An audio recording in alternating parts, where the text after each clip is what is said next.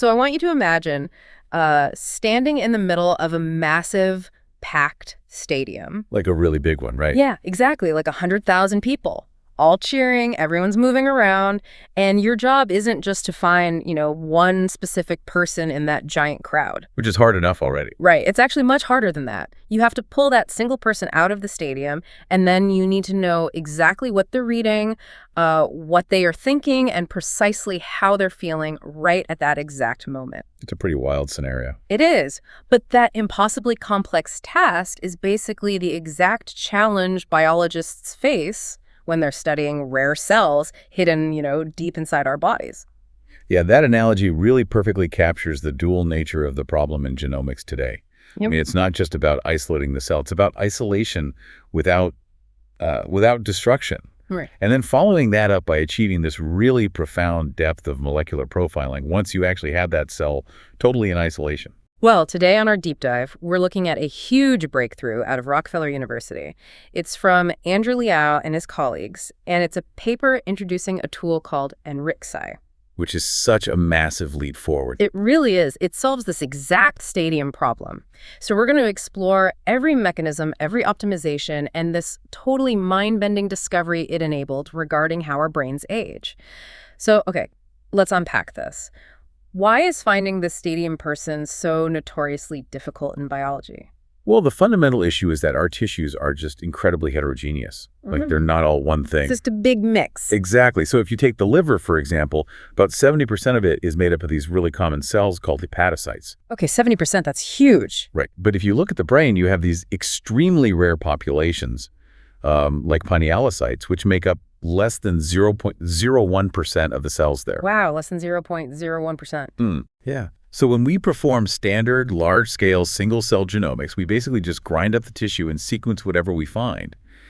And by sheer probability, those rare cells are just completely drowned out by the abundant ones. They just get lost in the noise. Exactly. You end up with this massive data set of cells you already know a lot about, and almost zero useful data on the rare cells that might actually be, driving a disease. Well, I mean, earlier tools have tried to tackle this, right? Like ProbeSec. Yeah, ProbeSec was an attempt.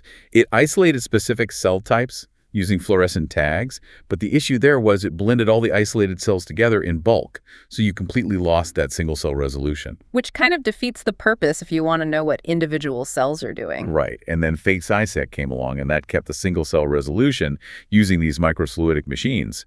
But the throughput was a huge bottleneck. It could only really handle a few thousand cells. Oh, that's not a lot. And then the field moved to PRFFsec, right? Right. Which used that commercial platform, the 10x Flex. Yeah, the 10x Flex. Yeah. And that could process around 100,000 cells, so higher throughput. But the big catch with PRFFsec is that it relies on predefined probes. So it only sees what you tell it to look for. Precisely. It only sequences the transcripts as it's explicitly programmed to find.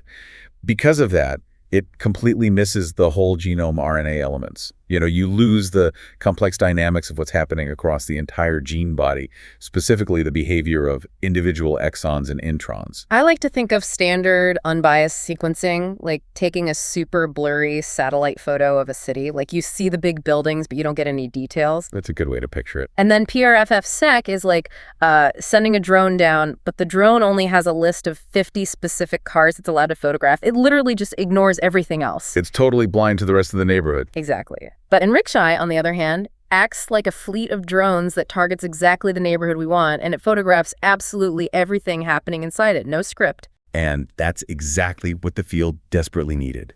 We needed a way to isolate incredibly rare cells without relying on super expensive antibodies while simultaneously capturing their entire genetic story, not just, a pre-selected summary. So to build this fleet of drones, the Rockefeller team had to solve some really massive chemical hurdles. Let's get into the step-by-step mechanism. The first step is called HCR RNA-SH. Right, which is a bit of a mouthful. It stands for hybridization, chain reaction, RNA fluorescence, in situ hybridization. Okay, let's break that down for everyone. The paper talks about it using metastable fluorescent hairpins. Wait, is it basically like a molecular neon sign that builds itself inside the cell? Yes, actually, that's exactly what it's doing. Yeah. So think of these hairpins like tiny loaded molecular springs. The researchers design a really short piece of DNA called an initiator that binds exclusively to a target RNA in the rare cell. Only in the rare cell. Right. And once that initiator binds, it triggers the first fluorescent hairpin to just snap open and attach to it. Yep. But here's the clever part. Opening that first hairpin exposes a brand new binding site, which causes a second hairpin to snap open and attach, and then a third, and so on. So it just cascades. Exactly. It creates this massive, amplifying polymer chain of fluorescence right on that single RNA molecule. The figure becomes incredibly bright, which lets you easily sort the cell out of a huge mix. But wait, if you are building these massive polymer chains inside a tiny cell, you have to fix the cell first, right? So it doesn't just fall apart. You do. You have to fix it. And standard lab fixation usually uses, what, a 4% formaldehyde solution to just lock everything in place. But if you use that much formaldehyde, doesn't it create these super tight chemical crosslinks? Like you literally lock the RNA away so you can't recover the UMIs? The unique molecular identifiers, exactly. Those are the barcodes you absolutely need to count the RNA later. The 4% formaldehyde just ruins that recovery. But if you reduced the formaldehyde to make it quote-unquote gentle, wouldn't the cell just dissolve during all that fluorescent tagging? That was the exact tightrope they had to walk. It was a huge challenge. They systematically tested all these different concentrations, and they actually discovered a highly specific gentle fixation formula. What was the magic formula? It was 0.4% formaldehyde for exactly 15 minutes at 4 degrees Celsius. Wow, that's specific. Yeah, that was the precise window. It preserved the nuclear structure just enough to survive the physical stress of the fluorescent tagging and the sorting, but it kept the RNA accessible enough for the sequencing chemistry to actually work later on. That's brilliant. And they also tweaked how they extracted the cell nuclei to begin with, didn't they? They did. They used a hypotonic lysis buffer, basically that swells and bursts the outer cell membrane, but it leaves the nucleus completely intact. Okay. Makes sense. But the real key innovation there was adding sucrose to the buffer. The sucrose created this dense gradient that acted like a liquid cushion for the fragile nuclei. A liquid cushion. I love that. Yeah, and it completely prevented them from clumping together or getting all tangled up in the cellular debris from those burst membranes. So now we have these perfectly preserved, brightly glowing nuclei sitting on a liquid cushion ready to be sorted. But once we pull them out, how do we actually sequence them at a high throughput? This is where a technology called EnrichSci comes into play, right? Yes. EnrichSci is crucial here. It relies on something called combinatorial indexing rather than microfluidics. Break down combinatorial indexing for us because it sounds complicated. It's actually a brilliant workaround. So instead of physically separating every single cell into its own microscopic water droplet using these million-dollar microfluidic machines, EnrichSci uses the cell's own intact nucleus as the reaction chamber. Oh, that's smart. So the cell does the work. Exactly. You distribute the sorted cells across a standard 96-well plate. You add a unique barcode to the RNA in each well. Then you pull all the cells from all the wells back together into one tube, mix them up, and then you distribute them again into a brand new plate for a second round of barcoding. So you just keep splitting and pooling them. Right. And by the third round of this splitting and pooling, mathematically, every single cell has a completely unique combination of barcodes attached to its RNA. That is just so elegant. And the crucial part of this process is the reverse transcription step, right? Oh, yeah. Where the RNA is actually copied. The researchers didn't just use oligo-DT primers. No, they didn't. Because oligo-DT primers, for those listening, those are the ones that only grab onto the poly A tail at the very, very end of an RNA strand. Right, which gives you a very biased view. So instead, they combine the oligo-DT primers with random hexamers, or random N, which grab onto random spots all along the middle of the RNA. Exactly. Which means the reverse transcriptase enzyme doesn't just read the end of the gene. By using both, it copies the entire length of the sequence, including all the introns and exons. You get full gene body coverage. And honestly, that is the crown jewel of EnrichSci. Let's give everyone a quick memory trick for this. I call it the TRF rule. T stands for tails, meaning the oligo-DKR stands for random hexamers. And that equals F, which is full gene body coverage, TRF. That's a great mnemonic. Yeah. Tails plus random equals full coverage. Exactly. So let's do a quick 5-minute recap for everyone listening. Bullet 1. Rare cells are incredibly hard to sequence deeply because they just get drowned out. Bullet 2. EnrichSci solves this by combining HCR RNA FISH, which is that fluorescent tagging, with EnrichSci, which is the combinatorial indexing. Yeah. Bullet 3. They optimize this mild fixation and use sucrose buffers to keep the nuclei perfectly intact. And bullet 4, our TRF rule. Using oligo-DT plus random N captures the whole gene, not just the ends. Perfect summary. Have you ever tried to solve a problem only to realize the tools you bought are inherently limiting your view of the actual solution? That's what scientists were dealing with before this. So they have this brilliant chemical theory, but does it actually survive contact with real messy biology? That's always the big question. Right. So to test it, the scientists basically threw together a complete molecular soup. It was like an in vitro cocktail party. They mixed mouse cells, specifically NIH3T3 cells, into a single tube with 3 different human cell lines: HeLa, HEK293T, and A375. Yeah, they really just threw them all together. And the very first hurdle was simply separating the human cells from the mouse cells. How did they do that? They programmed a specific gene module using genes like SHATO and LARMCH1 that targeted transcripts completely unique to humans. And it worked flawlessly. It pulled the human cells out perfectly. The mouse cells stayed completely dark and the human cells lit up. Okay, but that's just a two-way split. They leveled up the complexity after that, didn't they? They wanted to separate all 4 distinct cell lines from each other simultaneously in the same tube. Right. And to pull that off, they designed a module where the target genes had progressively increasing expression across the 4 different cell types. Meaning what exactly? Well, the mouse cells had 0 expression of these targets. The first human cell line had low expression, the next had medium expression, and the last one had extremely high expression. Oh, wow. So by sorting the cells based strictly on their exact brightness level, from totally dark to blindingly bright, they separated all 4 completely. That's incredible. And during this optimization, didn't they realize they could just skip a major destructive step that older methods had to use? Yeah, this was a fascinating detail. So the predecessor, PERFF-seq, required a really harsh DNase treatment to physically chew up those massive fluorescent polymer chains we talked about earlier. Because if you left those huge chains in there, they'd just block the sequencing enzymes later. Exactly. But with EnrichSci, they bypassed the DNase step entirely. How? Why did it block the enzymes? It all comes down to the specific reverse transcriptase enzyme they selected. They used a commercial one derived from the MMLV virus, the Maloney Marine Leukemia virus. Okay. And this specific variant has incredibly strong strand displacement capabilities. During the copying phase, it acts almost like a molecular snowplow. A snowplow. Yeah, it just physically pushes those bulky fluorescent polymers out of the way as it moves along the RNA. So you don't even have to chemically dissolve them beforehand. Oh, that is so cool. That saves a massive amount of time and stops you from damaging the sample unnecessarily. It really does. And they also noticed something interesting about formamide, which is a chemical they use during the HCR tagging step. What did the formamide do? It actually acted as a shield.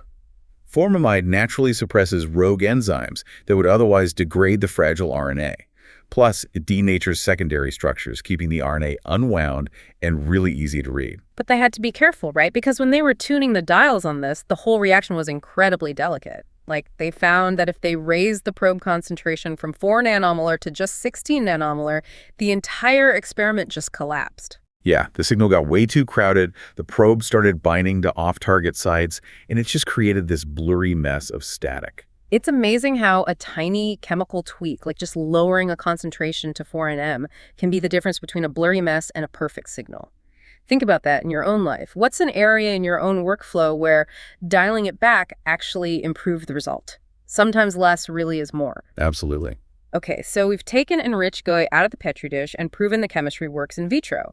But here's where it gets really interesting.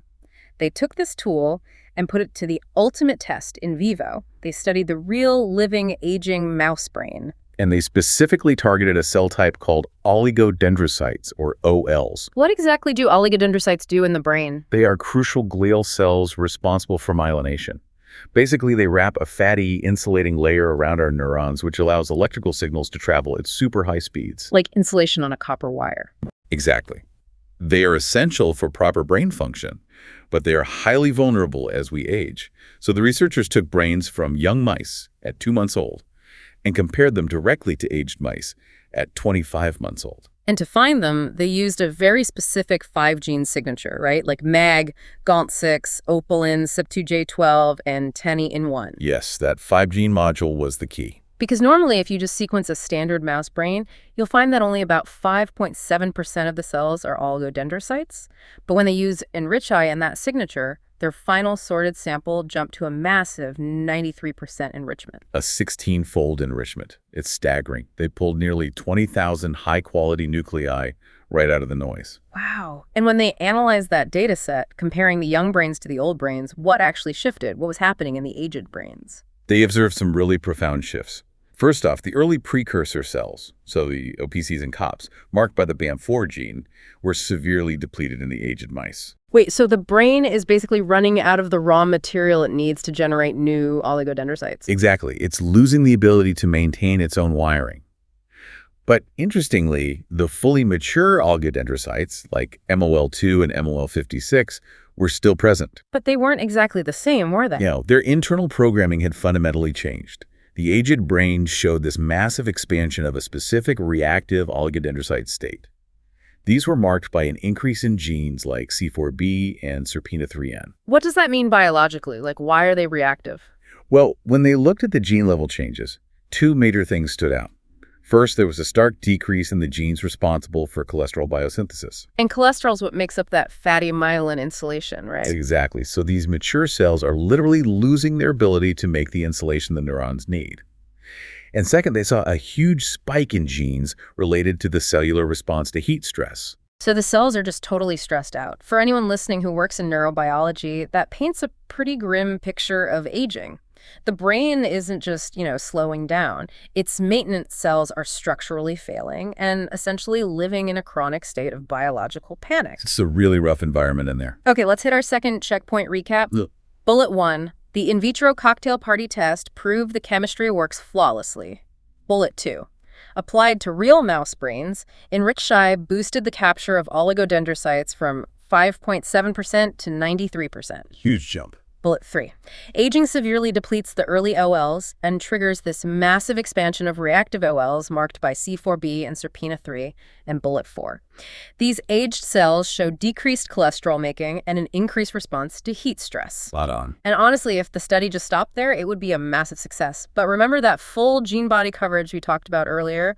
The TRF rule. Right, because they capture the whole transcript. Exactly. Because EnrichSci reads the entire length of the RNA, they didn't just see which genes were turning on or off overall. They were able to look deeper at the dynamics of the individual exons. And this is where the real breakthrough happens. Can you explain the difference between gene-level and exon-level expression? Because I think this is the core of it all. Sure. So gene-level expression is basically looking at the entire gene as a single unit and asking, is it turned up or turned down? Like a volume knob. Exactly.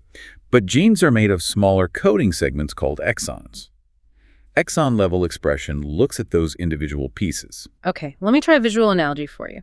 Imagine a specific gene is a massive car factory.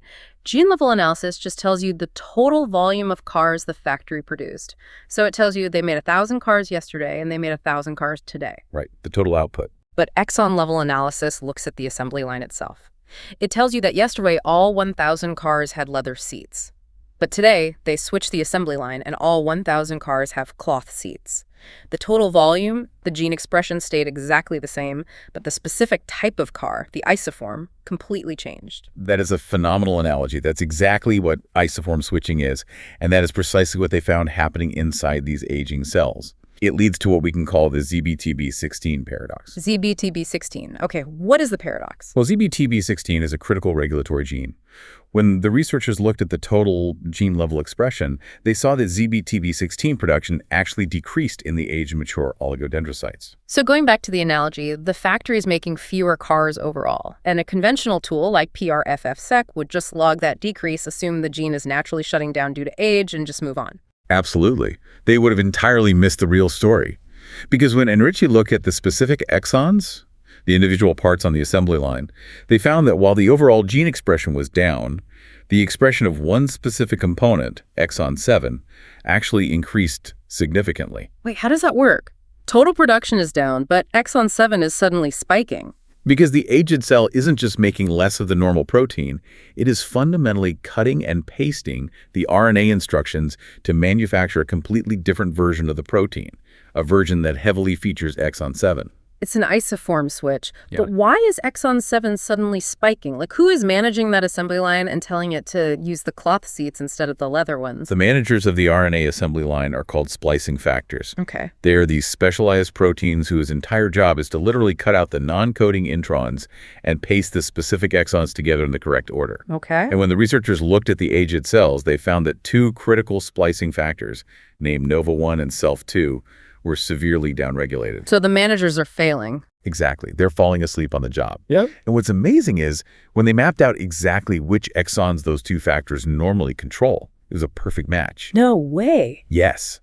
The specific exons that were misbehaving and swapping out in the aging brain were highly enriched for the exact targets that NOVA1 and SELF2 were supposed to be managing. So as the cell ages, these splicing factors fail, and the factory just starts pumping out strange, altered variants of these proteins. But why does this specific switch in ZBTB16 matter so much in the grand scheme of the brain? It matters a lot because ZBTB16 regulates cell differentiation and the immune response. And what's incredibly telling is that independent studies have shown that knocking down ZBTB16 can actually rescue disease phenotypes in Alzheimer's mouse models. Wait, really? It rescued the phenotypes? Yeah, it literally improved their cognitive behaviors. Yeah. What EnrichSci has definitively proven here is that post-transcriptional regulation, this complex splicing and dicing of RNA after it's initially copied, is a massive, completely hidden dimension of the aging process. Because EnrichSci captures the full gene body, it discovered that aging isn't just about turning genes on or off. It's about changing how they are spliced together at the exon level. Think about the ZBTB16 paradox in your own work. How often do we look at a broad metric like total gene expression or maybe total sales in a business and completely miss a massive shift happening under the surface just because we aren't looking at the individual components? It really forces you to question your baseline metrics. It really does. So what does this all mean? Ultimately, the profound value of EnrichSci is that it's this incredibly scalable, cost-effective tool. It doesn't just find the needle in the haystack. It tells us exactly how that needle is changing as it ages, down to the level of individual exons. And it does it all without needing those million-dollar microfluidic machines. It democratizes this insane level of discovery. Exactly. It completely redefines how we view cell states. We can't just look at total output anymore. Thank you all so much for joining us on this deep dive. I highly encourage you to think about the questions we posed today and explore how these hidden variables might be affecting your own fields. There's definitely a lot to think about. We started today talking about the impossible task of finding a single person in a massive cheering stadium, and we ended up watching a rare mouse brain cell fundamentally alter its internal assembly line as it aged, which leaves you with a really profound question to explore on your own. If our current medical diagnostics largely look at broad gene-level expression or just simple protein markers, how many critical isoform switches are happening right now in human diseases completely undetected, just waiting for tools like EnrichSci to finally bring them into the light? Think about it.